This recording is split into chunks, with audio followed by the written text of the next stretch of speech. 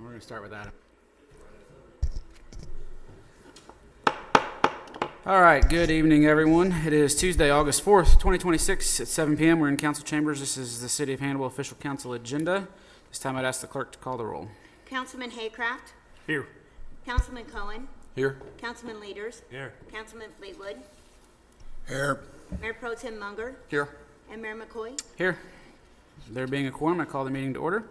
This time, Mayor Pro Tem Munger, will you lead us in the invocation?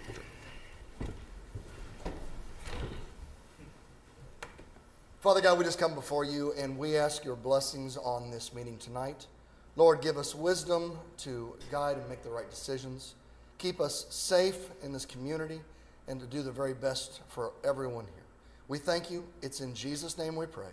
Amen. Thank you. Ms. Beadle, will you lead us in the pledge, please?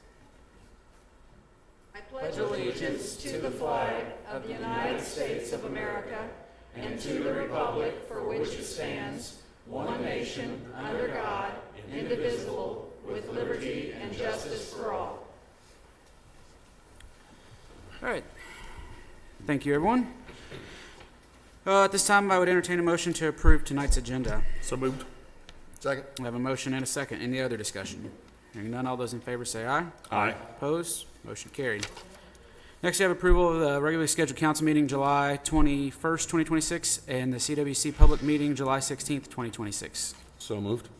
Second. A motion and a second to approve those minutes. Any other discussion? Hearing none, all those in favor say aye. Aye. Opposed? Motion carries. Next, we have approval of payroll and claims the second half July of 2026. So moved. Second. I have a motion and a second to approve payroll and claims second half July of 2026. Any other discussion? Hearing none, all those in favor say aye. Aye. Opposed? Motion carries.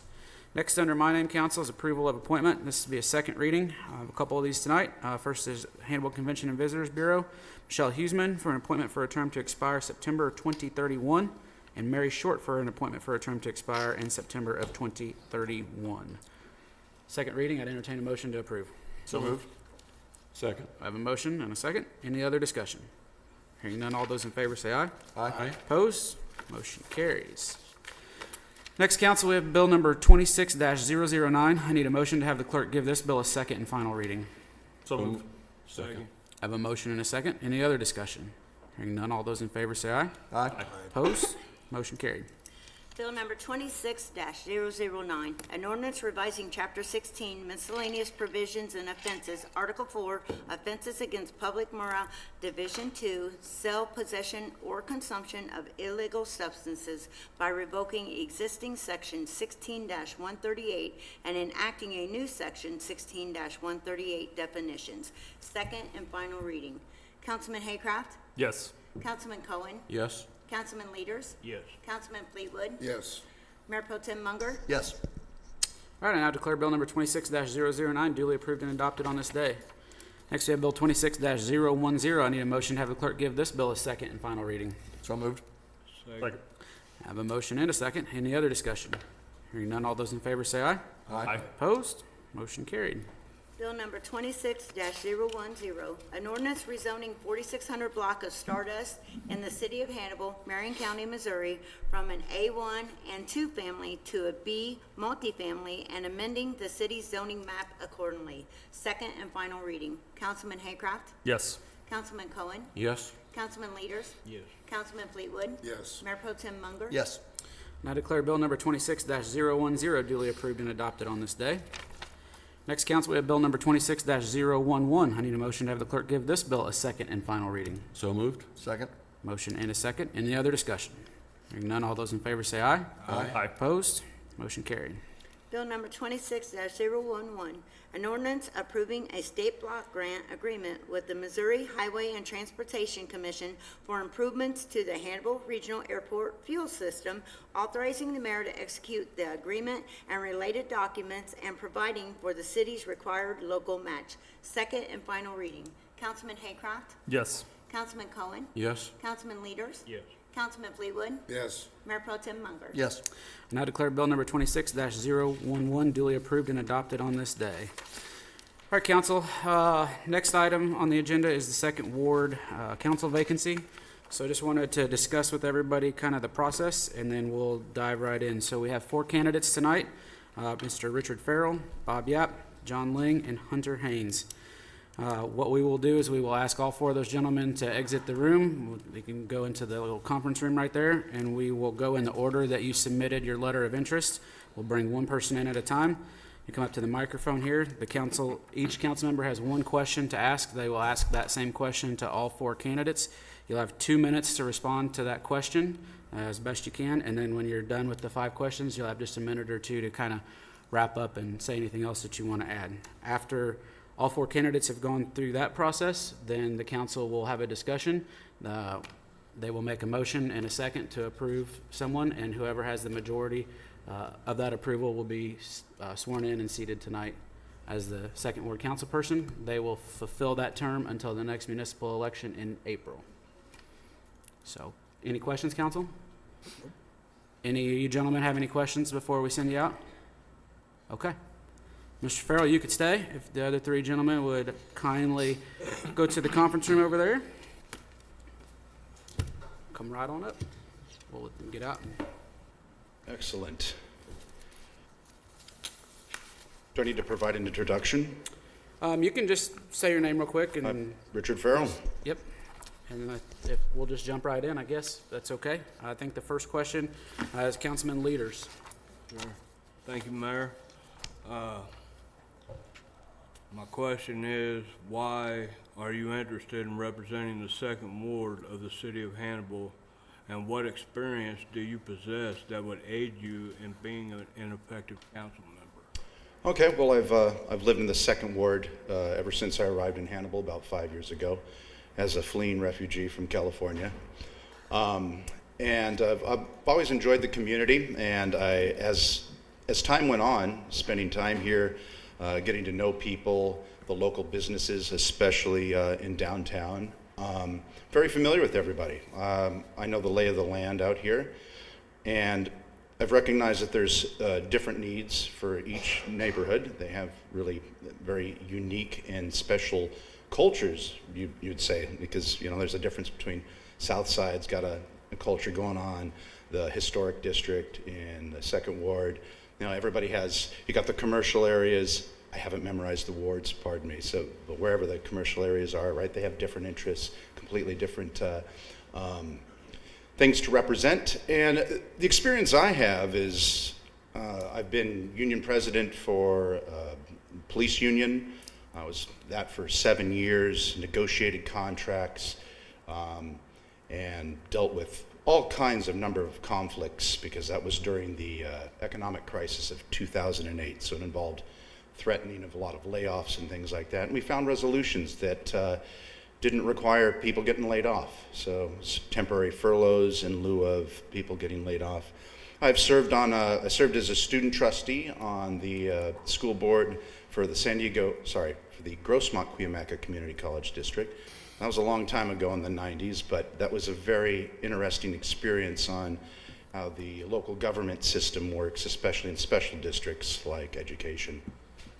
And I've always been a leader, I guess you would say. Not necessarily one by title, but I like to lead laterally, up and down, through just by example. Okay. All right. Thank you. Next question will be Councilman Cohen. Good evening, Richard. Good evening. What do you perceive as the biggest challenges facing Hannibal today, and how would you like to see those challenges addressed? Well, I get a variety of different things depending on where you're seeking your information. If you're on Facebook, it appears that, of course, the data centers and things like that seem to be a very triggering issue. But then there's the real issues that affect day-to-day folks, and that's going to vary based off in each neighborhood. And it's not particularly, I don't think it's necessarily what I will do, but what my constituents kind of want to drive the direction of their needs. And to be honest, I don't know. I haven't surveyed my constituents, but I'm always for economic growth, because with good jobs come better opportunities for everyone, improved housing conditions, just overall quality of life goes up when you have a thriving economic system. Also, we need to have the housing that goes along with supporting that economic system. We need to attract professionals and people in the trades, and they need to have nice places to live while they're working here.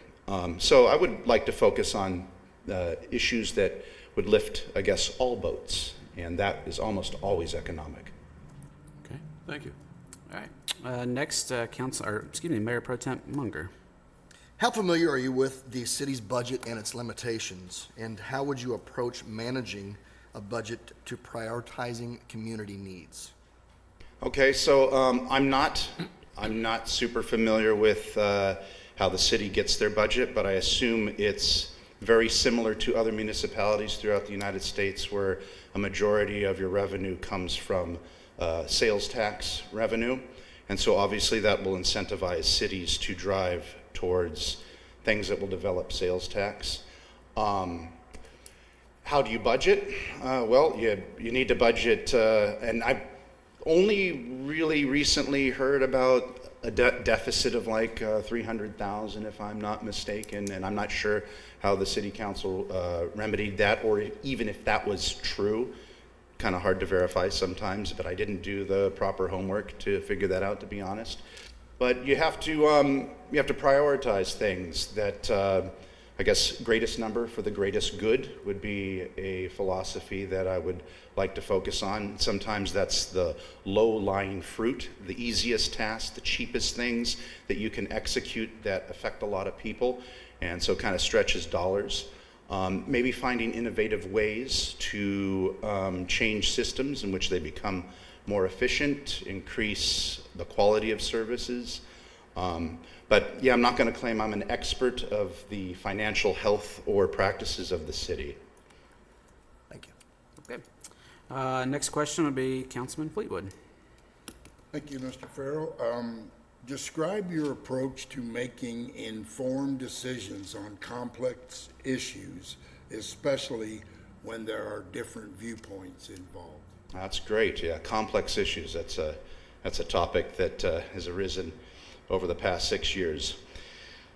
Yeah, complex issues are very important. That's why it's really important to be tied to the constituency that you represent.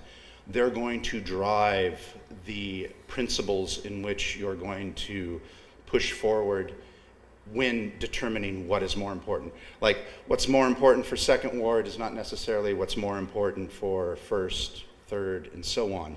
And obviously there's going to be compromises that need to be made. And again, I would like to take a win-win approach on all things. You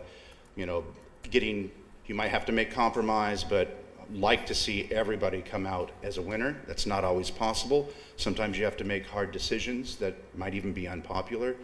But especially with varying opinions, we also need to make sure that those opinions aren't just overly represented by noise, and that we have to make sure that these opinions are truly what is in the interest of the people and not just in the interest of a very loud group.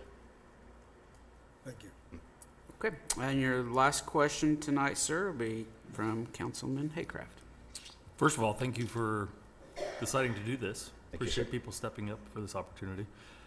If selected as Second Ward representative, what are the goals and objectives, not only for the Second Ward, but the city as a whole, you wish to accomplish? Well, as an appointee, I don't believe I have any kind of legitimacy to push an agenda that I would have developed. So I would take the position of essentially maintaining the status quo or abstaining from any issues I was not familiar with or directly involved with, because the institutional knowledge that I don't possess might interfere with my judgment, not having the knowledge that everybody else on this board has. So I would hold the stance of status quo until I decide if I do want to run for election. Then I would take positions in which my principles I would push forward. But my principles are always pretty simple, as what we talked about in the previous questions of we want to create win-win situations, we want to improve everybody's lives, and we want to keep the city moving in a positive forward motion and in a professional manner as well. Thank you. Okay, that is the last question. If, I'll give you a minute or two here if there's anything else you want to add or wrap up with, and if not, then you are free to go. Well, I appreciate everybody for allowing me to speak this evening. It's an honor and privilege, and I hope everybody has a good evening. Thank you. Thank you. Yep. And then Richard, if you'll just step out there and then send in the Mr. Yap, please.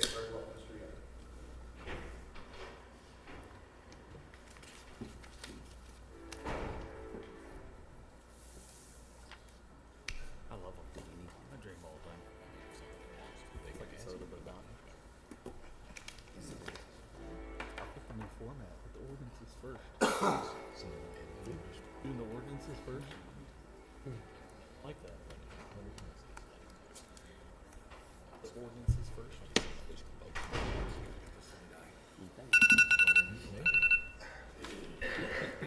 Yeah. All right. Good evening, Mr. Yap. We will just jump right in if you want. We'll, again, 5 questions, and then at the end, I'll give you a minute or two if there's anything else you want to add. Great. Okay. So right off the bat, first question will be from Councilman Leaders. How you doing, sir? Good. Why are you interested in representing the second ward of the city of Hannibal? And what experience do you possess that would aid you in being an effective council member? I would like to be, excuse me, I'm getting over a cold, so I would love to be on the city council to help the community. We came here in 2008 and moved to Hannibal on the 4th of July, and we've been involved in the community extensively ever since then. My wife is involved in many things. I've been on the HDDC. I helped found Bluff City Theater with my wife and some other people. We've been around lots of different organizations. I founded the Historic Preservation Trades Program at Hannibal High School, which took 160 kids in 6 years that were never going to graduate from high school, and we graduated 160 kids in 6 years. I've been involved. I love Hannibal. Hannibal is one of the best kept secrets in America, and I'd love to be involved to work with the council on that. So, Thank you very much. Very good. All right. Next, Councilman Cohen. Good evening. Okay. What do you perceive as the biggest challenges facing Hannibal today, and how would you like to see those challenges addressed? I don't want to pretend that I know everything because I don't. I learn a lot. I will never forget, I was the keynote speaker for the Texas Statewide Preservation Conference, and a kid walked up to me after my talk, and he said, "Oh my gosh, preservation, I've been in construction, and I'm a master carpenter." And I said to him, "How old are you?" He said, 23. I said, "Well, I appreciate it, but I'm way older than you, and I don't consider myself a master. A master is someone that knows everything and has already learned everything, and I'm not that. So I have a lot to learn. Some of the things that matter to me in the community are housing is a big issue for me. Tourism is something that I'm intimately involved in. My wife and I own the Belvedere Inn Bed and Breakfast, which is a traditional bed and breakfast. We own the Belvedere School, which is a school that teaches the restoration trades to people from all over the United States and brings them into town. And I have a consulting company that works all over the country helping communities with different issues that arise for them. So I think, to answer your question, housing, tourism, and also making sure that we are growing a little bit. You can't just like grow in leaps and bounds, but I think it's important that we keep our eye on the prize of getting good businesses in here, whether they're tourism or not, and making sure that the taxpayers are not overburdened. I think that's a big one. All right. Thank you. Okay. Next, Mayor Pro Tem Munger. How familiar are you with the city's budget and limitations? And how would you approach managing a budget to prioritizing the community's needs? Well, budget is very important, and staying within the budget is very important. Also trying to find other ways to raise funds for the budget. I think the mayor and council and city manager, of course, are driving some of this, I think, for council. And then when we get the information, we have to try to, from my perspective, I would have to try to listen to what is going on and understand what the actual situation is. I'm not going to pretend I know the budget intimately, because I don't, but I'm more than willing to learn it. And as a businessman with businesses over the years that have ranged from 2 employees to 30 employees, I've managed many budgets, and I understand how those work. So I would get on council and try to learn how this all works. That's an honest answer for you. Thank you. All right. Next, Councilman Fleetwood. Thank you for coming. Sure. Describe your approach to making informed decisions on complex issues, especially when there's a variety of different opinions. Well, I think you almost have to have a clean slate in your mind about things like this. So if a controversial or interesting subject comes up that needs to be addressed, you have to look at the data. Data matters, and getting the science, getting the data about what the reality is, and putting aside differences that people have and looking at what is actually the reality is important. I can't make an informed decision. Council can't make an informed decision without good information, so I would seek out that kind of information to get me to a point where I could make an informed decision. Thank you. All right. And last up is Councilman Haycraft. Thank you very much, Bob, for doing You this bet. in your time. If selected as Second Ward representative, what are the goals and objectives, not only for the Second Ward, but the city as a whole, you wish to accomplish? Again, housing, I think, is a big issue for all communities, but especially for us.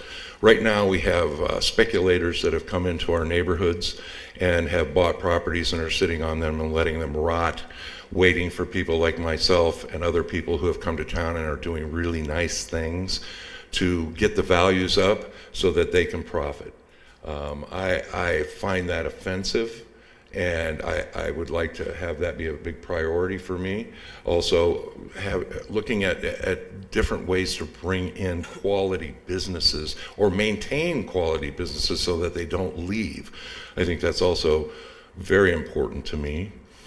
Tourism is a very important part of it. It's a huge part of our economic base here in Hannibal, and we've struggled a little bit with it this year, everybody involved, and I've developed relationships with many of the downtown merchants. We're downtown, considered to be downtown business, and I want to listen. I think part of this is, you can come in with preconceived notions, or you can take the time to go to your constituents, both in the Second Ward, but also throughout the city itself, and listen to what the actual needs are, and then start to formulate some ideas about what's the best way to do it. If that would be my opinion on that. So. Thank you. All right. That is the last question, sir. If you have anything you'd like to close with or anything else you want to add, you're more than welcome to. Well, I'm just thrilled to be here. Thank you very much, Council, Mayor. My wife and I have been here for 19 years. We're Hanniballians. Well, maybe not, right? But we consider ourselves Hanniballians because we adopted Hannibal as our hometown. And they're going to be taking both of us out in a pine coffin. So we're here to stay. My commitment to this community is huge. We took big risks to build an infill house across the street from us that a few of you have been through and saw, and create some ways for people to see opportunities to do some more infill and those kinds of things. I think that, again, housing is a big deal. And you've got some stuff going on right now with housing that I think have some real potential. I just want, if I get put on the city council, I want to work with you. I don't believe in full frontal assaults. It's just not my style. My style is to work with people, come up with solutions, and move on. So, Very good. all right, thank you. Thanks, sir. If you could send Mr. Ling in, we'd appreciate it.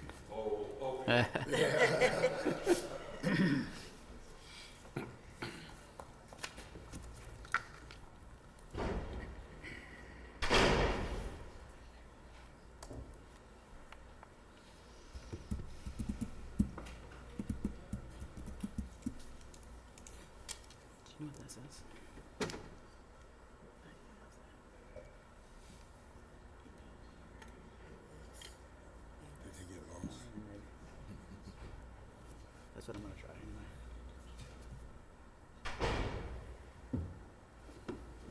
anyway. Hello, Mr. Ling. So as we've done with the past two candidates, we'll just jump right in. We'll go through the 5 questions, and then I'll give you a couple minutes at the end if you have anything else that you want to add, okay? Okay, you don't want me to start out with why I'm here, but whatever's the system. We might get to it. Okay, all right. The first question be asked to you from councilman leaders. Why are you interested in representing the second ward of the city of Hannibal? And what experience do you possess that would aid you in being an effective council member? Well, I filled out my qualifications, or some of my qualification, I would say, on an attachment to the letter I submitted to the city clerk. And there's a lot of information there about the experience I've had in government, local, county, state, and just one little nip at the federal government. But when I was born at St. Elizabeth Hospital, I was taken to North 4th Street, the second ward, and I lived there until I got married. And after we got married and started raising a family, we lived for, I think, 12 years in the 6th ward, but then we wound up moving back to a house that we bought in the 2nd ward. So most of my life I've been in the 2nd ward. I'm familiar with neighborhoods in the 2nd ward, and I think I can make a contribution. And let me say this here now. I have been, from time to time, a critic of what goes on with city government. And if you're a critic, every once in a while, you need to get in the game and take a look at it from the other side. And so I think I could make a contribution. I know I could raise points that might not otherwise be raised. And so, yes, that's my motivation. And if I'm going to make a contribution to the city, which I consider to be my city, my clock is not, doesn't have a lot of ample time left on it. So I got to do it while I can. Does that answer your question, or do you? Okay. Thank you very much, John. Okay. Next, Councilman Cohen. Good evening. Yes, sir. What do you perceive as the biggest challenges facing Hannibal today, and how would you like to see those challenges addressed? Our economy, our economic development, I think, is our principal, and for many, many years has been our principal need and concern, and the place where we're lacking. Now, I believe that with respect to our economy, I believe that we can make great strides using the resources, the personnel resources we have in the community. We have a lot of people that would donate their time to work on developing business, developing incubator space, and generally trying to improve the economy in our community, which we desperately need. Okay. Since we are approaching the end of a century of population decline in Hannibal. Our largest population was in the 1930 census, and we have gone down and down and down. Of course, I don't go back to 1930, but I go back to 1950, and I have watched that, and we really need to do something about that. And economic development, to me, is the key to that, and what we can do using the resources we have for the lowest cost. And I would make that a priority. Okay. Thank you. All right. Next up, Mayor Pro Tem Munger. How familiar are you with the city's budget and its limitations, and how would you approach managing that budget to prioritizing the community's needs? I think I made some points at the budget hearing last. The city is in a fabulous financial condition at this point, and I am familiar with the budget. When I was mayor, I was charged with preparing the expenditure side of the city budget. The city clerk prepared the revenue side.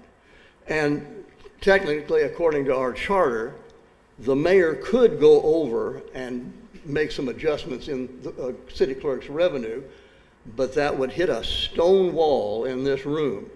The city council was very particular about saying, you go with the city clerk's numbers and you just take care of your half of the budget.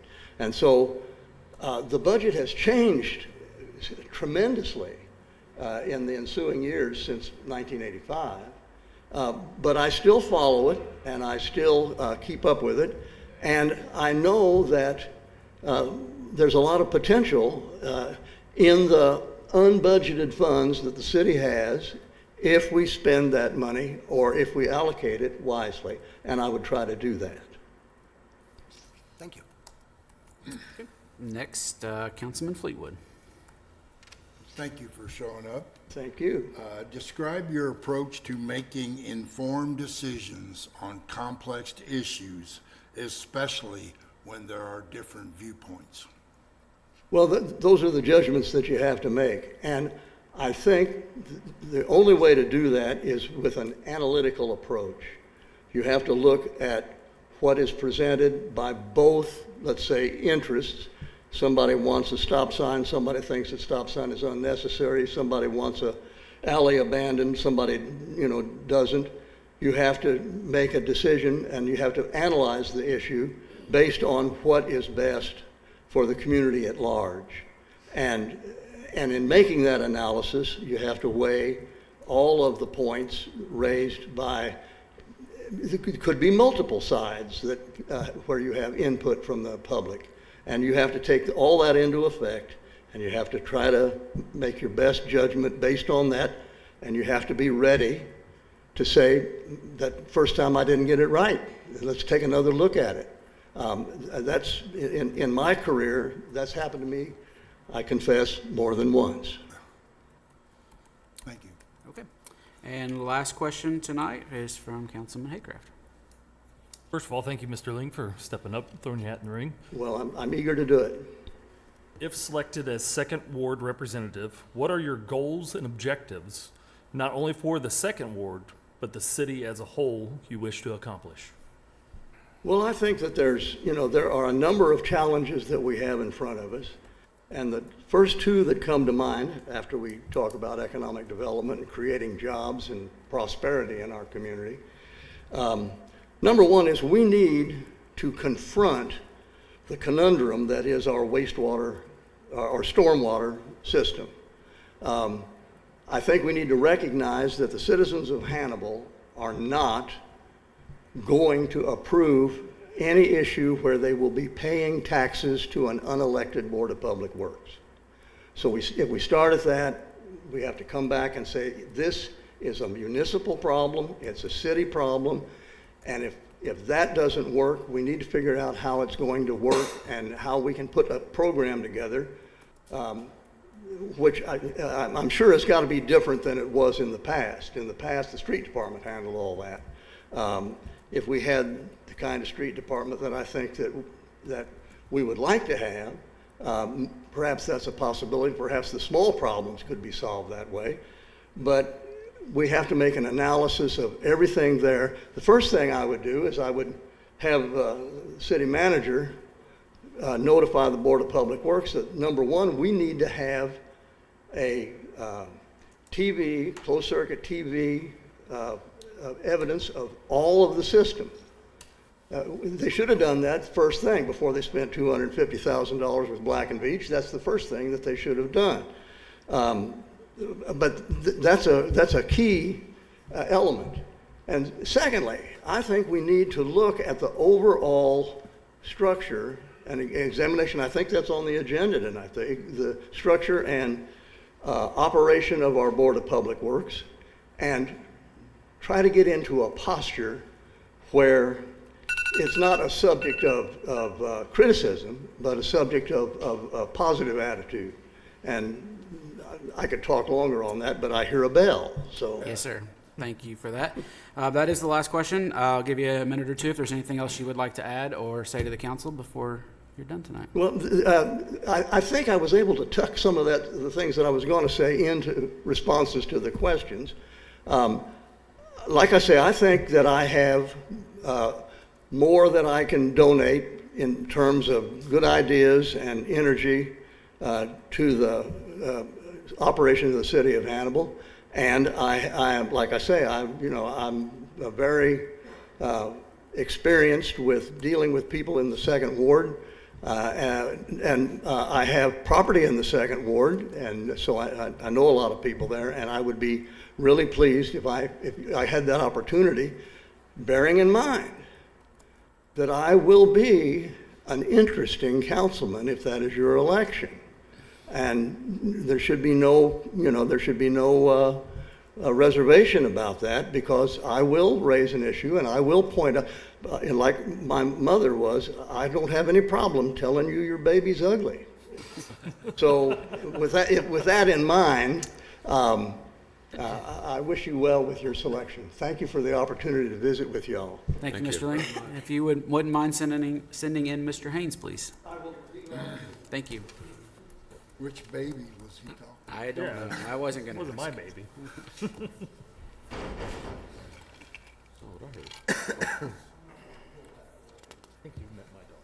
Yeah. I can't imagine.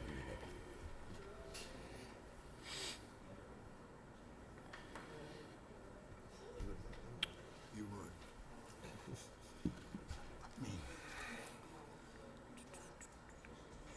He has a lot of experience.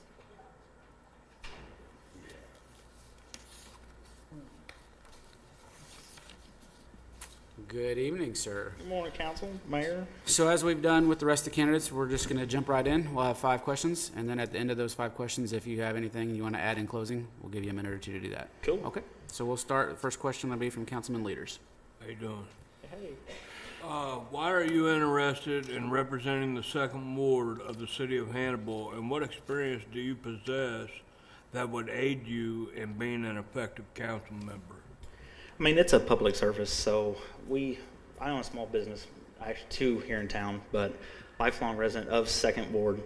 I got many properties. We just built 1 new home. We've remodeled 4 so far. I've got a lot invested into Second Ward, all of Hannibal, period, but we do a lot of donating, so, more community service, such as we poured the Molly Brown Foundation last year.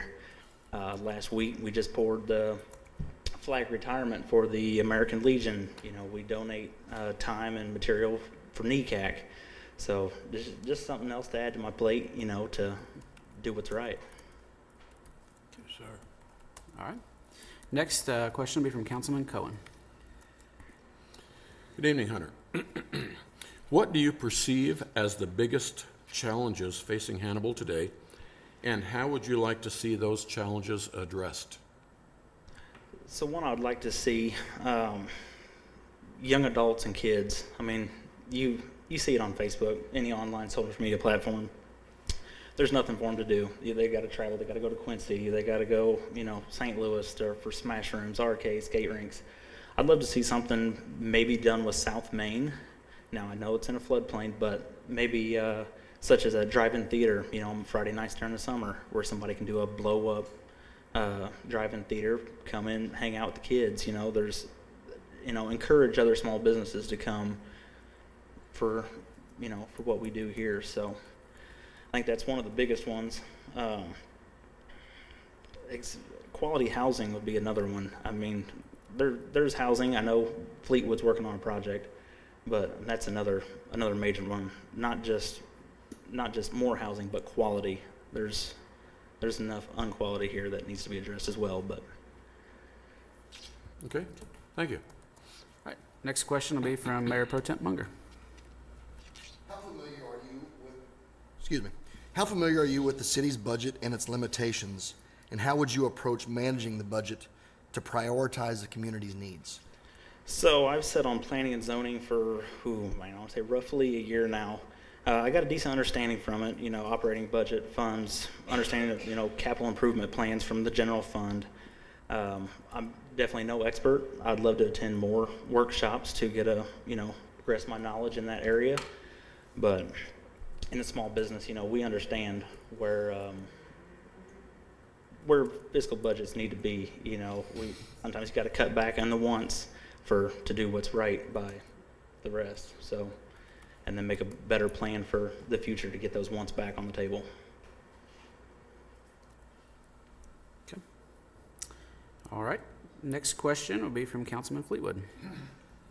Hunter, thank you for coming and volunteering to be a part of this.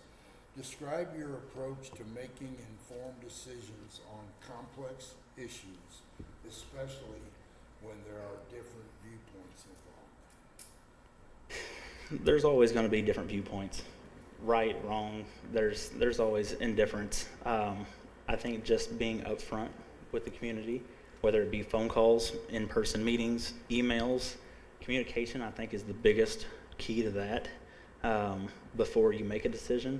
But I think sometimes people don't all, understand the facts, until they actually get to sit down with community leaders.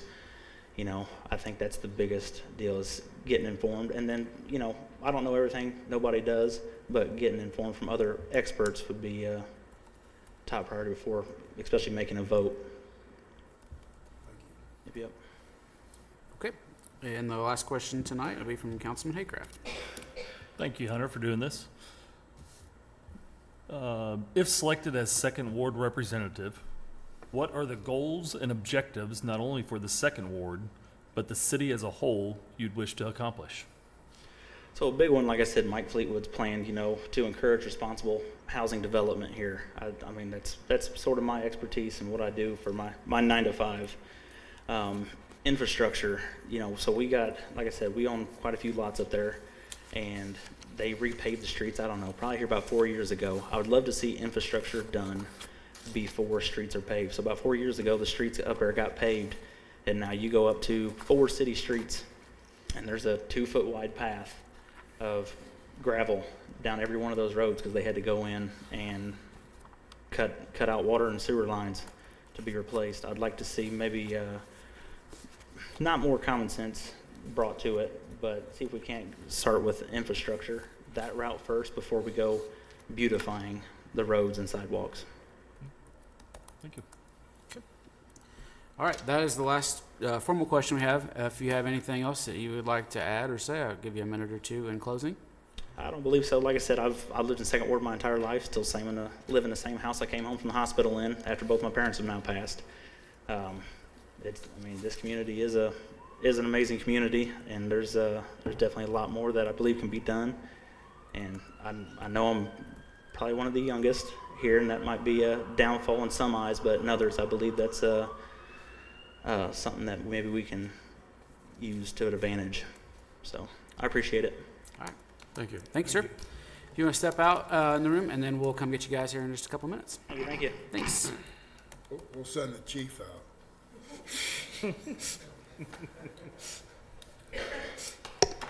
All right, council, so that concludes the 4 candidates that we had for interview. So at this time, I would entertain a motion from any council member if they have a candidate that they would like to put forward. I'll take a motion, and if we receive a second, we'll do a roll call vote, and then simple majority will pass. If we have a motion and a second and that do not receive a majority, then we'll move on and take a second motion, so on and so forth. So I'll open the floor up to you, council. Not everybody at once. I'd say they all 4 were very well presented and could bring good experience to the city. Me as a small business owner, I think small business experience is crucial in this type of operation with budgeting and getting all the information, just talking to the population as a whole. I'm not going to say which one, but 2 that definitely stood out for me were Bob and Hunter. I felt pretty strong about both of those pretty well. Since I joined the council, I know it's been our goal to try to become very workable unit. And I'm concerned that certain people might not be part of the fix. They'll come in and want to be the show. And I don't think we've gotten to where we are today with that. I'm concerned about people. I would agree with Scott. I thought that Hunter's nervous. He's young,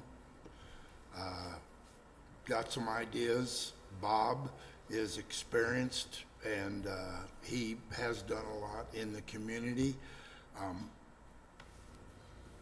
I think both of those are strong candidates in my mind.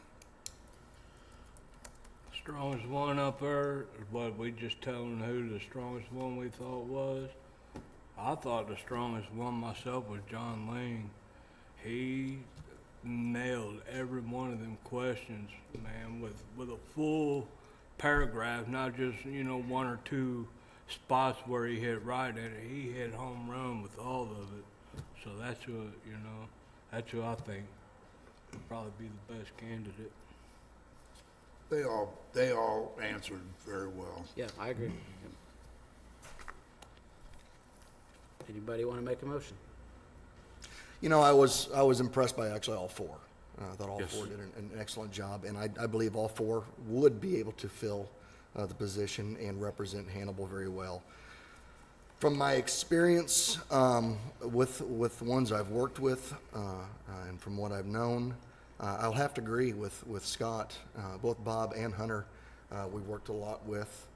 Hunter comes in and brings in a lot more of a, he even said he thinks his youth is the down thing. I actually think that youth is a good thing for what we have. I would like to make a recommendation for Hunter. Make a motion? I'll make a motion for Hunter Hayes. I have a motion on the floor. Do I hear a second, council? I'll second it. Okay. I have a motion and a second for Hunter. Any other discussion on Mr. Haynes? I will throw in that I feel all four candidates were strong in various areas, and that's what makes it so difficult. Hunter, his youth, he's a business owner. Richard, his experience with police unions, the economic growth that he wants to support with housing, representing his constituents. I heard that time and time again, not only his, but throughout the city. Bob, with his background living in the city, everything he's done, he's helped with economic development already in his restoration process. He would be a perfect fit with Second Ward with that. John Ling, a lot of good background. He would bring a lot of ideas that we wouldn't think of. He's done that in the past. We all know that. So I'm torn, to be real honest, I am too, definitely. Well, trying to I make that think decision. part of the reason it's so difficult is because those are the type of people we could really use, all four of them, Yes. in one way or another. Exactly.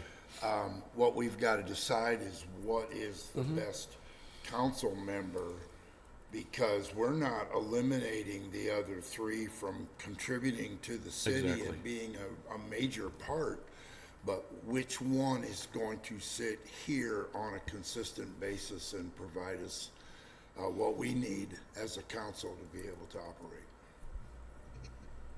I will say that of the four candidates, Hunter Haynes has been the one most consistent, sitting out there in the audience, interested in what's going on in the city. Okay. I have a motion and a second to select Hunter Haynes for Second Ward Council. All those in favor say aye. Aye. Aye. Opposed? Sounds like the ayes have it. We need a roll call. Still want to roll call it, right? I think you should, just to make a record. Okay. Then we'll take a roll call vote to have it on record, council. Okay. Councilman Haycraft, Yes. Councilman Cohen, Yes. Councilman Leaders, Yes. Councilman Fleetwood, Yes. Mayor Pro Tem Munger. Yes. Okay. Alrighty. Could one of the city staff step out or whoever, step out and, Oh, send him the rough one. council, no, but you didn't have any other motions for anybody else at this time, did you? Okay, just double check.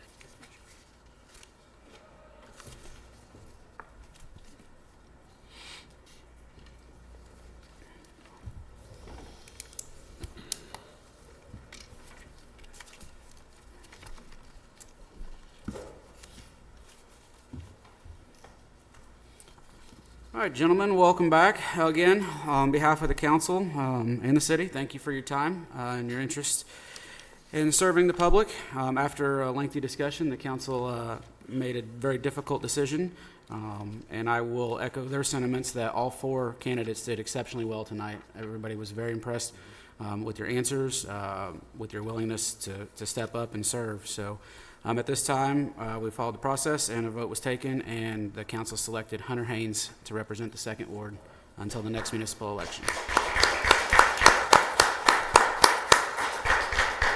So at this time, council, I need a motion to adjourn, sine die, and then we will swear in the new councilman, and then we will call the meeting back to order. Second. A motion and a second. Any other discussion? None. All those in favor say aye. Aye. Opposed? Motion carries. Thank you, guys. Appreciate you guys coming up. Thank you, fellas. Thank you. Tough. Hunter, if you want to come up here.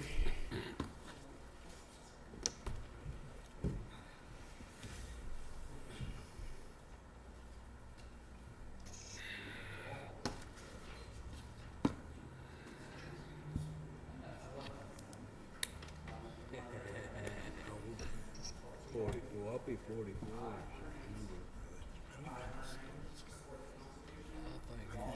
He's like 47 or 8. I think he's 40.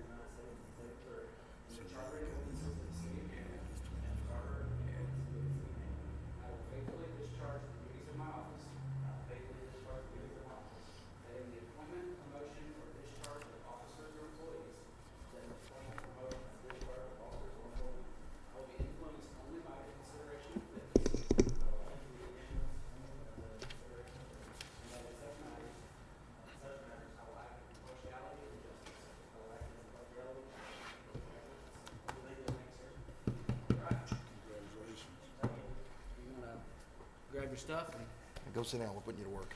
take a seat. Yeah, you don't, no rest time.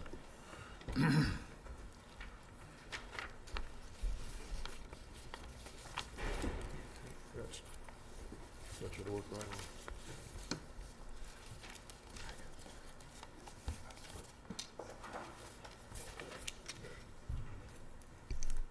Give us just a second here. Council and gallery, she gets Hunter some information there, and we'll call the meeting back to order. Before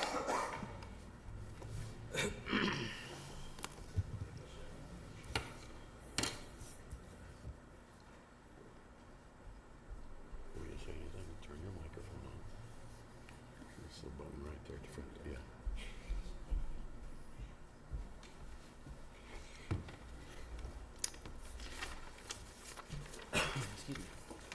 Ready? I am ready. All right. Now that we have that matter taken care of, I'm going to call the meeting to order. I'll ask the clerk to call the roll. Councilman Haycraft, Here. Councilman Haynes, Here. Councilman Cohen, Here? Councilman Leaders, Here. Councilman Fleetwood, Mayor Pro Tem Munger, and Mayor McCoy. Here. There being a quorum, a full quorum, I call the meeting to order. First up on this half of the agenda is public comments. So we have first up Mark, and I apologize, Mark, I can't read your last name. So if you want to step up here and tell us what it is, you have 5 minutes to address the council. I'm Mark McManus, McManus is my last name. Got it. Thank you. Nice to meet you all. Ladies, Melissa, I'd like to thank you first for speaking with me yesterday. What I'm here for is to bring up some ideas for the kids. Mr. Haynes had some ideas. He kind of floated past, and I had a couple on mine. I had gotten a hold of a realtor yesterday that holds on to Swiss Colony. Swiss Colony is not, they're not wanting to rent or anything, they're just wanting to sell it. So I was looking at that as a skating rink. He had a good point, I thought, on the south side. I mean, nothing over there has to be permanent in the bottoms, I wouldn't think. I would think, back in my days, I remember when they pulled 2 trailers together and put a country band on it. And everybody had a good time. So that's another idea, you know, I'm just here for ideas for the little ones. I mean, other thing I had, our minor league team, of course, it's been gone. And I thought that was a great way to get a lot of people together. the latter part of the years or whatever. I grilled down there for the whole team, you know, the seasons. And a lot of people could afford that. When it first started, a lot of people couldn't. But then it came to be a family thing to where my thought was, if you can't get a team to come into town due to the flooding or whatever, why couldn't you pull, we just had an all-star game, I believe, Missouri against Illinois, not sure how it turned out. I'd say a lot of them kids have already been spoken for through colleges, I'm sure. But there's got to be some second starters down there on them teams. Why couldn't you take Missouri high school teams and maybe Illinois if you needed to fill a roster with the second underneath and per se get 10 to 20 games down there in that ball diamond? The other thing is, small country, like that could be used for country concerts. You know, you could bring in a hometown band. You wouldn't have to go and get Willie Nelson or the whole pack. You could just something to where a whole family could enjoy it, you know. And another thing is, these cards I'm going to leave, and one side Shriners, the other side St. Jude's. The reason to come in here, main thing, I need to get reference to get a hold of somebody to get a hold of me to where I can set up a walk. My walk is planned. Right now, I plan on walking from General Mills intersection to Shriners in St. Louis. But I need somebody to help me coordinate that town to town, where I can have a resting station or something to that nature. I mean, everybody sees the commercials on television. You can't tell me there hadn't been one time that you haven't shed a tear. You got to look at it this way. A lot of them kids are inside, will never get outside. And that's my main reason. I've always been about the little ones. You know, there's got to be stuff to do. It don't take that much to make a smile. It really doesn't. But that's pretty much my, you know, my reason for being here. It's more ideas, like the gentleman said, for the small, you know, the little ones, and even family type stuff. I mean, there's a lot of things that could be done, you know, I think that, and I'm more than willing to help out. So I'm going to leave these cards. There's 40 index cards in here. None of them been touched or nothing. And all I ask is, if you feel like it, if you just take one of them out, fill it out, have your family fill it out, and mail it to the hospitals down there. At least let them know this town of Hannibal, it's a great town, tourist town and everything, but let them know we're thinking about them also, and everybody down there that helps. So that's my main reason for speaking. Okay, very good. Thank you. Thank you, Mark. I appreciate it. Next on the public speaking is Sarah North.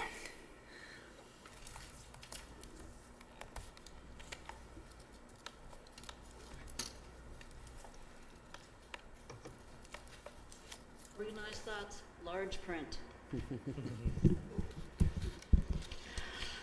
I understand that hindsight offers a 20/20 perspective, but feel compelled to provide some insight to the considerations under discussions prior to what ultimately resulted in the variance from a city ordinance that was offered at the last city council meeting. As a body, you asked many insightful questions. When was the historic district established? 1986, 87, maybe through 88. John Yancey was the mayor. A citizen-led group had created focus on historic preservation as a viable economic development tool, and, with the city on board, worked closely with the state's Department of Historic Preservation to develop our design guidelines. These guidelines are closely aligned with what are known as the National Standards for Historic Preservation, listed under the Department of the Interior. Quite frankly, they were constructed in as loose a frame as could be considered at that time. Was the previous billboard at the address under discussion there at the time that the district was established? I don't remember precisely, but think that it was. Everything in the area under consideration would have been inventoried. Why is the historic district so small? A then member of P&Z, Bob Cowder, objected to the concept at every level. Eliminating the 100 block of North Main was a concession made in order to establish a historic district of any size. The hope was that, as the success of the concept became a reality, the district could be expanded. Sadly, one glaringly obvious question was not asked. Was the property owner aware that the location was within the boundaries of the historic district? If yes, and my hunch is yes, our ordinances and design guidelines are found online. They are not obscure. Two elements of the discourse were disappointing. One-sided argument is really rather cheaply made. Two bodies representing the city and our ordinances had met, those who serve on the Historic District Development Commission and those who serve on Planning and Zoning. As a member of HDDC, I attended both of those gatherings, as did Hunter, who currently serves as a member of both bodies. Please be assured that the entirety of both discussions revolved around the language of the ordinance that HDDC was attempting to follow in alignment with the city's ordinances in general. What made all of the insightful questions and conversations most disappointing was that the topic had been delayed by 2 weeks. There had been ample time for anybody here to be more informed concerning the elements of your insightful questioning. Given the quest for contextual knowledge, might it have been wise to table the discussion? Some significant losses are now at play. While the freshening of the property on North 3rd Street required significant investment, it now very clearly reflects the fact that it was rehabbed in 2026 with a 2026 only presence. It looks like many other buildings that were rehabbed in 2026. The owner lost or neglected the opportunity to reflect what the building was meant to be, a filling station. Can you imagine how unique that building would have been as an eatery of almost any type? Barbecue is a particularly great fit for the concept. Enforcing city code may also, at least for a time, be viewed from a perspective of presumed flexibility, resulting in code enforcement itself being kind of exciting. Having attended several preservation conferences, it can be mentioned that in many cases, a community's enforcement of its own design guidelines is often a roadblock to preservation efforts. We are sadly normal. That enforcement has now been further compromised. There is one more important question to be asked. Is it working? Does our historic district, whatever its dimensions, bring economic viability that might otherwise be present in Hannibal? Why else would the Viking business model seek to spend millions of dollars building a docking site in order to bring business here? Why else would a prominent city leader choose to assume significant financial risk by opening a business in the historic district? All of these elements were at play in the decision that was made. Historic preservation is mostly about nuance. Sarah, sorry, can I interrupt for just a second? Mhm. I'm going to follow the guidelines. If council, would anybody like to make a motion to give her enough time to I'll finish? make a motion. Please finish. Motion second. All those in favor say aye. Aye. Opposed? Sorry, Thank you. Sarah. Thank you. It's short. Historic preservation is mostly about nuance, about retaining a quiet sense of time and place. The topic started around signage, but it's really about the viability of preservation efforts as an avenue for economic development for an entire community. Thanks for your time. Thank you, Sarah. Thank you. All right, council. Next item on the agenda tonight is James Lemon, City Attorney. So I had sent an email out on this. In Mr. Ling's most current Sunshine lawsuit, he has requested some records that were closed specifically because it involved conversations that I had with the council. Under the rules of professional conduct, you always have the right to confidentiality in anything you discuss with your attorney about legal matters. There are some of those items that have now basically become public information, and release of the records would not harm the city, in my opinion. So I have requested that you all give me leave to go ahead and release those records because the privilege belongs to the client. I can't make that decision for you, but I'm just seeking approval tonight to let me go ahead and release the records that I advised you all of. I would say if you feel confident that it does not break any confidentiality, I'm completely fine. And yes, there's 2 or 3 that I'm going to continue to object on. I'm sure Mr. Ling will want to press that issue. The judge will have to make that decision, but I've already got that prepared and ready to go. But I wanted to get your all's approval tonight so that I Need can a go ahead motion, and- James? I would I need a motion. move that these records referenced be released. I'll second. I have a motion, a second on the floor. Any other discussion, council? Hearing none. I did have, they were pretty dated, weren't they? At this point, most of them are over a year old, and most of them were about events that have now been resolved and become public information, whether that be because of settlement agreements or contracts going through or contracts failing, offers being rejected. The issue was that on each one of these, I actually advised you all about some legal consequences of some things. So I was not comfortable just going ahead and releasing the records without making sure the council knew I thought it was okay to do it, but also to get your approval, because as I said, under the rules of professional conduct, the privilege belongs to the client, not to the attorney. Thank you. Okay. I have a motion, a second. Any other discussion? Hearing none, all those in favor say aye. Aye. Opposed? Motion carried. Anything else, James? That's it. Thank you. Thanks, sir. Next item on the agenda, Andy Dorian, City Manager. Thank you, Mayor. I got a few things tonight. First up, we've got change order number 1 for the Grand Avenue bin wall project. That project has been completed. Grand Avenue is open. We did have to make a slight modification to the erosion control system, which the memo detailed. And so we have a change order of $1,768. And that is covered in the budget. It is covered, yes. Okay, thank you. It's a reasonable change order, really. Yeah, yeah. Yeah, it's a new, the system I put in the memo, it's something that none of us have used before. And so kind of curious to see how it went down, but it looks good, it's holding. And Looks so, great. Yep. Glad to have that road back open and Oh, yeah. If there's nothing else on that item, council, it'll be resolution 2628-26 to follow for approval.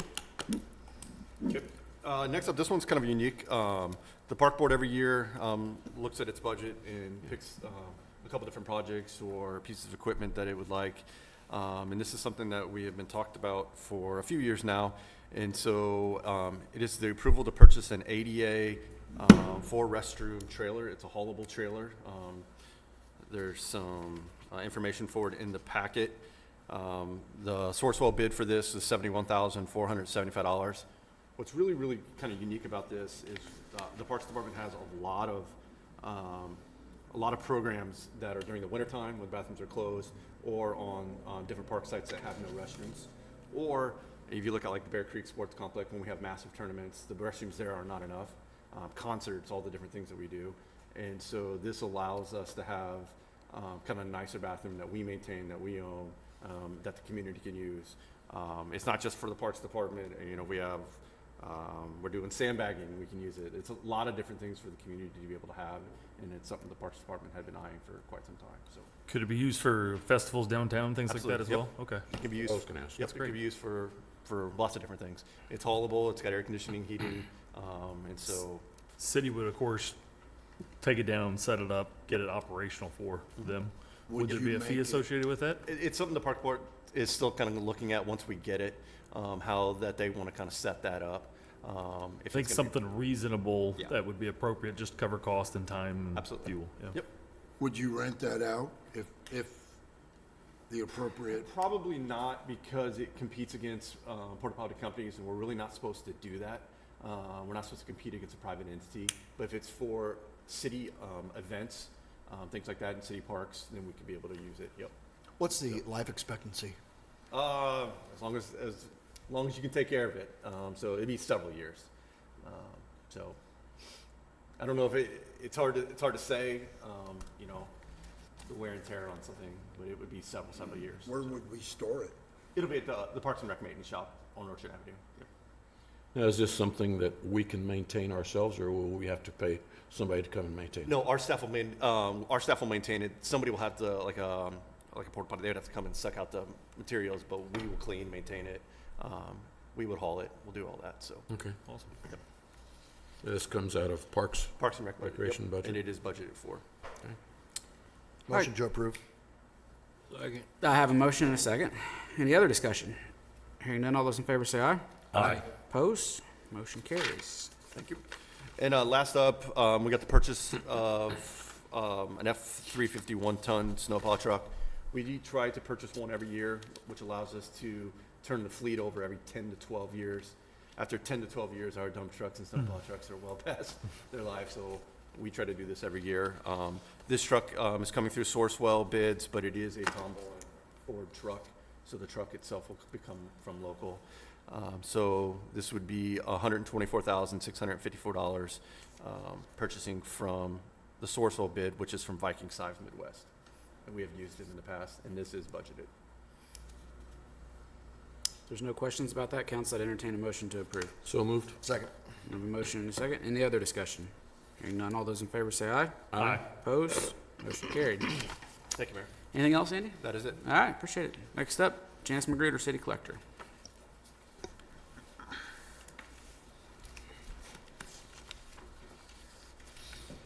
Hello, I'm just here tonight to ask if you guys would allow to set a hearing at the before the next council meeting at 6:45 on August 18th to set the tax levy. Okay. Any questions, council? Nope. If not, I'd entertain a motion to approve the public hearing request. So moved. Second. A motion and a second. Any other discussion? Hearing none, all those in favor say aye. Aye. Opposed? Motion carried. Thank you. Thanks, Janice. Next, Mr. John Schweiss, Director, Handle Emergency Management.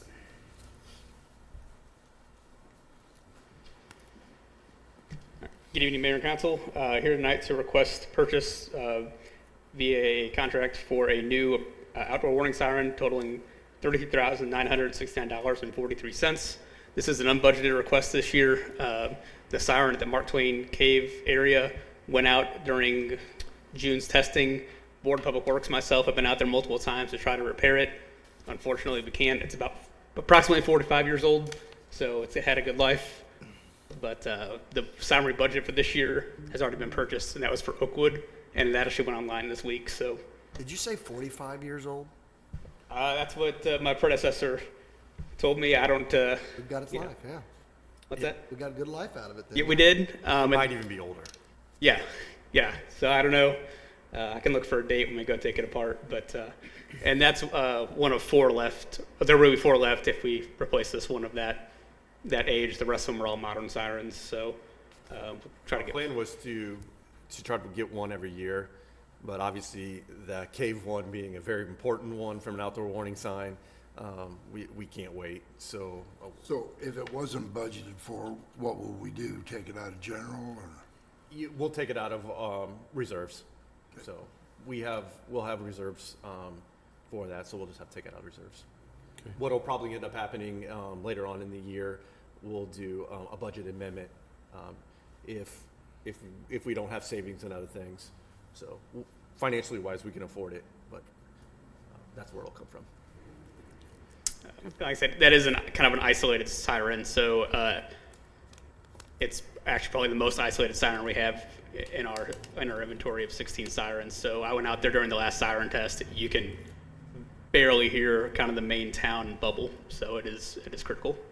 The one at the hospital works good. Yeah. Out by the hospital. One might never work good.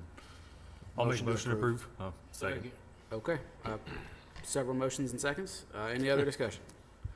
Hearing none, all those in favor say aye. Aye. Opposed? Motion carried. Thank you all. Thanks, sir. Thank you. Next, we have Cole Painter, President of the Board of Public Works.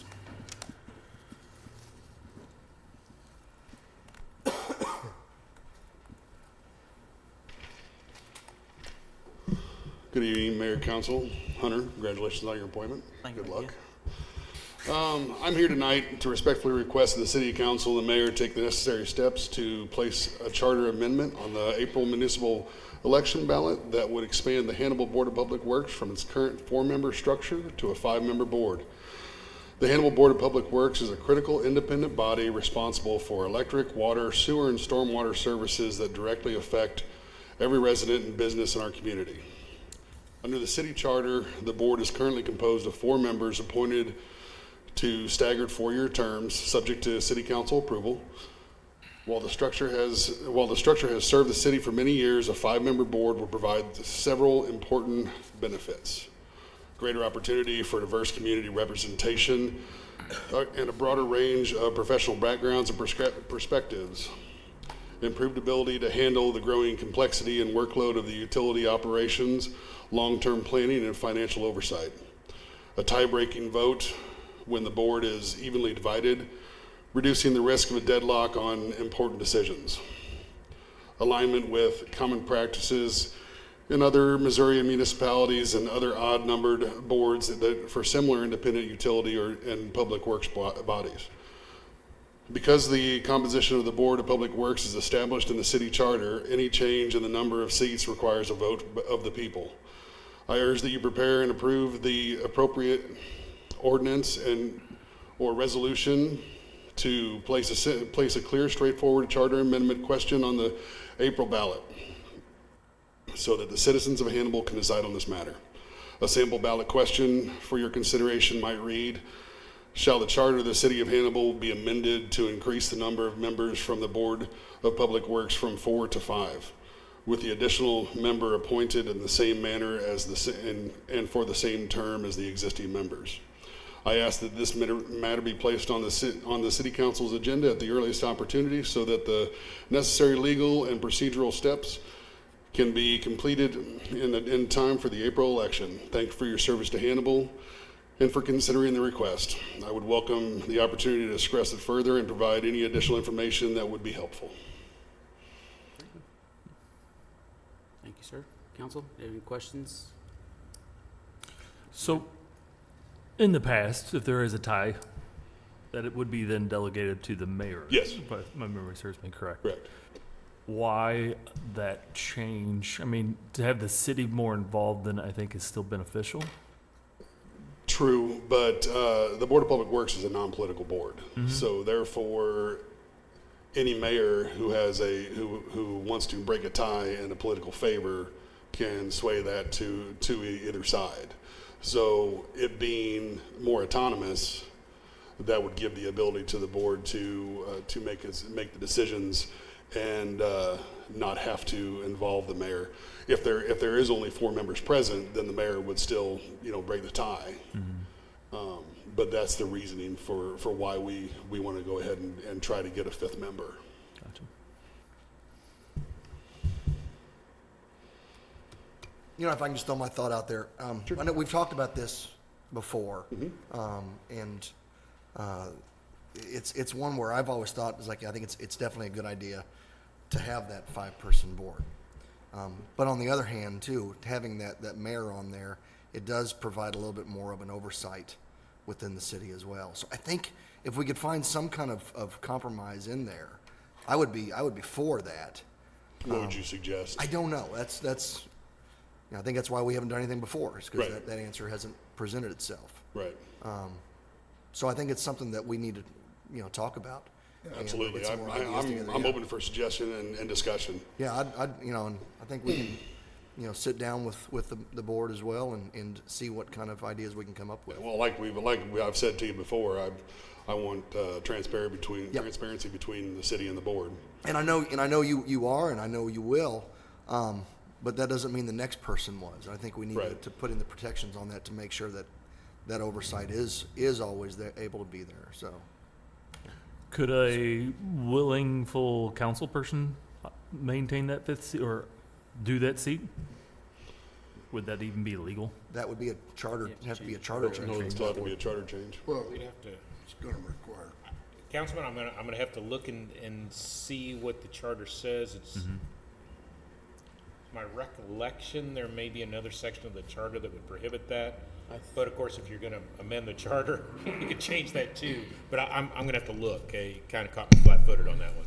I think from the standpoint of that's being paid from 2 different, and we cannot, anyone on the council can't have another paid position by the city. Yeah, I think it's a conflict of interest. It's, It's the reason why I can't, if I do jury duty, I can't.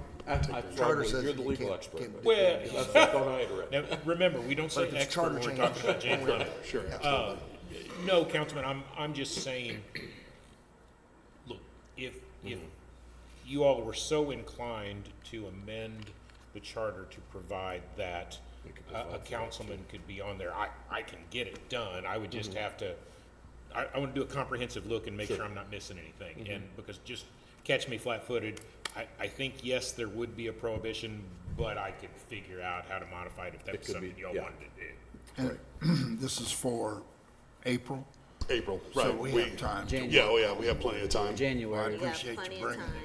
My cutoff's not till January. Yeah, I appreciate it, having that time to figure out what's. best. Absolutely. It's definitely a valid thing to bring up. It has always been strange to have a board of 4. Ties Yeah. happen pretty regularly, so. Yeah, there's a lot of people that have thought that. I mean, it's, I think everybody currently serving on the Board of Public Works is of that same mind. So, yeah. Okay. Appreciate else, council? you giving us a little bit of leeway, so it's not at the last minute. Absolutely. I want to give you as much time as we can. I know how government works. Sure. Thanks, Cole. Thanks, guys. Thanks, Cole. All right, council. Next up is Resolution 2628-26. I need a motion to have the clerk read this resolution. So before we go, would it be appropriate for me to make a comment? Sure. Okay, so, appreciate Hunter, recognizing that I had something to do with the housing, but I'd like to go on record as saying that between Andy and James did the majority of the work to make that happen. I made an introduction, but I don't want it to be a Mike Fleetwood project. It was something that we all worked on. The mayor was involved, a lot of folks were involved. So I want to take that opportunity while we're being recorded and while we have an audience to recognize. I had the easiest part. I just did an introduction. They had all the work to do, so. Okay. Our job's try to make you guys look good, so. Yeah. Good job. A lot of hard work, too. That's sometimes. Thank you. Okay, last item, council, Resolution 2628-26. I need a motion to have the clerk read this resolution. Call the moved. roll for Second. adoption. Motion and a second. All those in, any other discussion? Hearing none, all those in favor say aye. Aye. Opposed, motion carries. Resolution 2628-26, a resolution authorizing approval of a change order number 1 with Wise Construction Company for the Grand Avenue bin wall removal project. Councilman Haycraft? Yes. Councilman Haynes? Yes. Councilman Cohen? Yes? Councilman Leaders? Councilman Fleetwood? Yes. And Mayor Pro Tem Munger. Yes. Now declare Resolution 2628-26 duly approved and adopted on this day. Move to adjourn? Second. Motion and a second. Any other discussion? Hearing, I actually reached out to the city clerk. I don't think that you saw it. I didn't have service on the way here to speak for public comment, so with the council permission, I would like to. Yeah, I didn't get, I'm sorry, I didn't get them. I probably was already up here doing the paperwork with the candidates. I'm sorry. I didn't. I just want to ask the council permission. I'm fine with it. I've, Oh, sorry. that's okay. If you want to do that, that's fine. I have a motion and a second to adjourn, so we'll have to vote on that first. So if you want to allow her to speak, then we need to turn that motion down. Yeah, rescind my motion. Okay? Second. Okay. Motion and a second to rescind that. I don't know if we need to take a vote on that or not, but, I was actually talking and didn't exactly catch what. okay. Fair enough. Sorry. 5 minutes? Okay, 5 so minutes, Haycraft made April. motion, Cohen seconded, or- Yeah. Yep, you can have 5 minutes.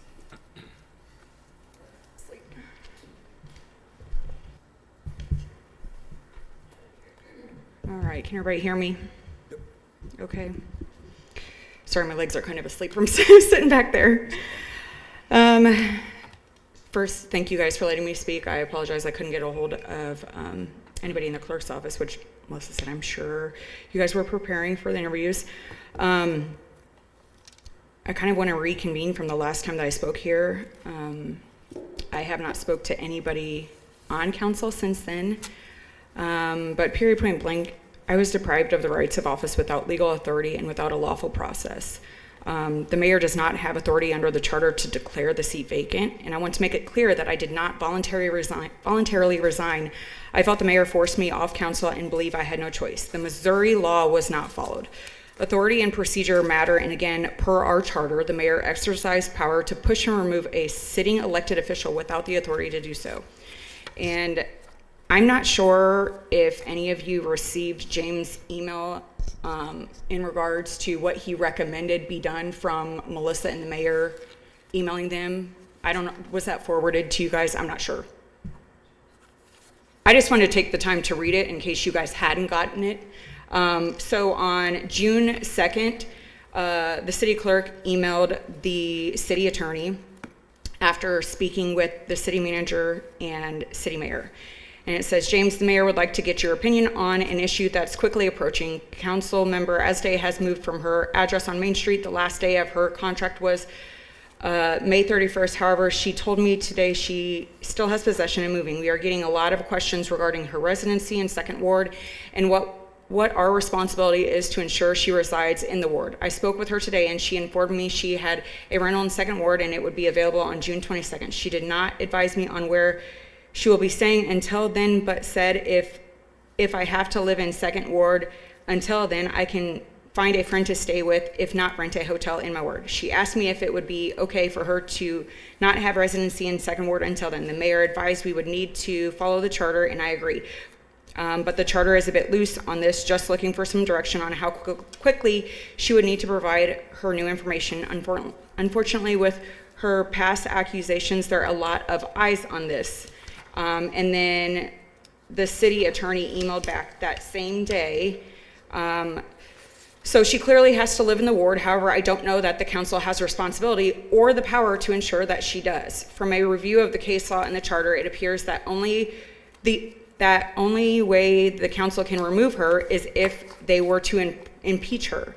This is problematic because the grounds of impeachment under the charter are as follows. The grounds for which any such officer may be removed by impeachment shall be commissioned by him of any act of fraud or dishonesty in connection with official duties, and any oppression in office, the willful refusal to perform any lawful order of his superior, or the commission of any felony or infamous crime, whether connected with the duties of his office or not.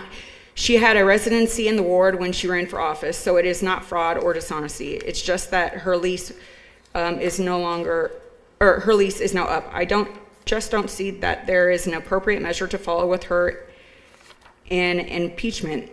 That being said, certainly section 2.02 says that her office shall immediately become vacant if she no longer is a resident of the ward. It would therefore be appropriate for an item to be placed on the agenda to ask her publicly in a meeting whether she has ceased to be a resident of the ward, and possibly to ask her to resign. If she refuses, the council would have the power to ask for a legal opinion regarding removal by council, which I will tell them they cannot do because of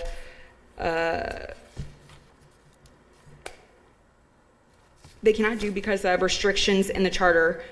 But then they could vote to censor her failure to resign. Any eligible voter of the ward would have standing to file a petition in the circuit court for judgment, asking the court to find that her ward is vacant and that this council be ordered to appoint someone to fill her term until the next election. And if asked what recourse was available to the residents of Second Ward, I would so advise. However, it appears to me that such action would have to be taken by a voter of the Second Ward. Let me know if you have any additional questions. My rights have literally been violated multiple times in the last year, and the council ultimately condoned the mayor's behavior and condoned his actions of violating the charter. It was very clear that most of you were left out of the loop on my transparency and repeat communication over a month and a half, and again, none of you reached out to me. Furthermore, no vote was taken, no hearing occurred, no formal finding was made by the council, and was not given the opportunity to present my evidence before being declared removed. The mayor solely made that determination. Even if a residency requirement was supposedly violated per our city charter, state law trumps city charter, and state law was not upheld and violated. The mayor claimed I was violating the charter. We must uphold the charter, yet he violated the charter multiple times in asking the council what they will be doing to hold him accountable. April, Yes. 5 minutes. Okay. Anybody else? I just have like a little bit more if the council will give me a little bit more time.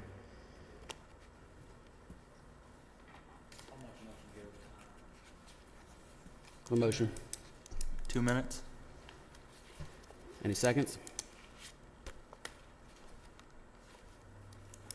I don't hear a second. I'm sorry. Time's expired. Thank you. Speaks volumes, speaks volumes. All right, council. I don't have anything left other than adjournment, so I entertain a motion to adjourn. I have a motion and a second. Any other discussion? Hearing none, all those in favor say aye. Aye. Opposed? We are adjourned. Thank you.